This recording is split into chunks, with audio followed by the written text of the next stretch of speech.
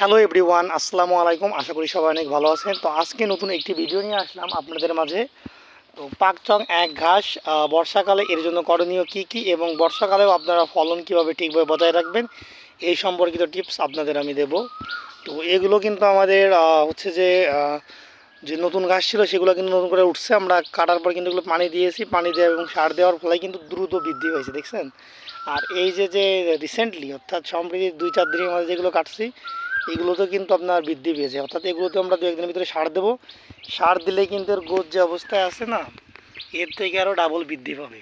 হ্যাঁ, তো মেনলি যে কথাটা যে বর্ষাকালে আপনাদের করণীয় কী, বর্ষাকালে কিন্তু অনেকেই খামারিরা আছেন বা অনেকে পাকচং বা হাইব্রিড ঘাস চাষ করে থাকেন।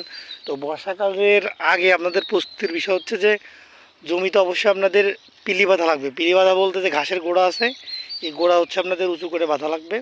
কারণ গোড়া উঁচু করে বাঁধলে গোড়ায় হচ্ছে পানি বাঁধার সম্ভাবনা নেই এবং হচ্ছে যে গোড়া হচ্ছে যে মরবে না। এবং গোড়ায় যদি আপনারা পিলি করেন তাহলে গোড়ায় মাটি পাবে এবং হচ্ছে যে শক্তিশালী হবে ঘাস অনেকটাই।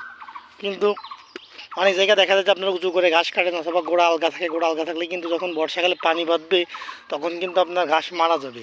আর মেনলি হচ্ছে শীত এবং বর্ষাকালে দুইটা জিনিস খেয়াল করা লাগে, যে পাকচং ঘাস বা আদারওয়াইজ যে কোনো ঘাসই আপনি লাগান না কেন, ওই আপনারা যখন এই যে গোড়াটা কাটবেন, গোড়াটা কিন্তু অবশ্যই হচ্ছে যে নিচু করে কাটবেন, যেন উঁচু না থাকে। উঁচু থাকলে অর্থাৎ চোখের থেকে উপরের অংশে থাকলে কিন্তু সেটিক অংশ পচে যায় এবং ঘাস হচ্ছে দুর্বল হয়। হ্যাঁ, অর্থাৎ মাটির সমান করে কাটবেন। সমান করে কাটার ফলে কিন্তু এর হচ্ছে যে জোর পাবে। এবং ঘাস কাটার সময় হচ্ছে অবশ্যই আপনারা জালি ঘাস, অর্থাৎ যেগুলো ঘাস কিন্তু পূর্ণাঙ্গ বতি হয় নাই, জালি ঘাস বলতে ছোটো ঘাস, এগুলো কিন্তু কাটবেন না। কারণ এগুলো গোড়া যখন আপনারা কাটেন এগুলোর কিন্তু চোখ হয় না। চোখ হয় না বলতে যে সবুজ অংশ থাকে এমনি ছোট থাকে। তো এগুলোতে যখন আপনার কুয়াশা অথবা যে বৃষ্টির পানি পড়বে তখন কিন্তু ওই বোক পচে যাবে এবং ওইখানে হচ্ছে ঘাস গজাবে না।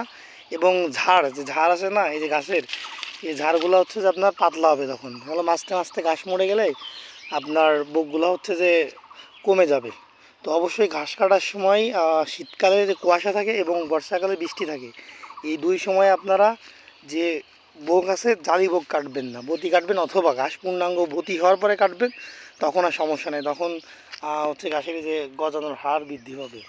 তো অবশ্যই মনে রাখবেন যে বর্ষার আগের প্রস্তুতি হচ্ছে যে পিলি করা। কারণ আমাদের সাইডে বা এলাকায় হচ্ছে আরও অন্যান্য সারা দেশে অধিকাংশ জায়গায় হচ্ছে আপনার এই পাকচং ঘাস বা হাইব্রিড ঘাস বা নেপিয়ার যারা যেটাই বলেন চাষ করে থাকে।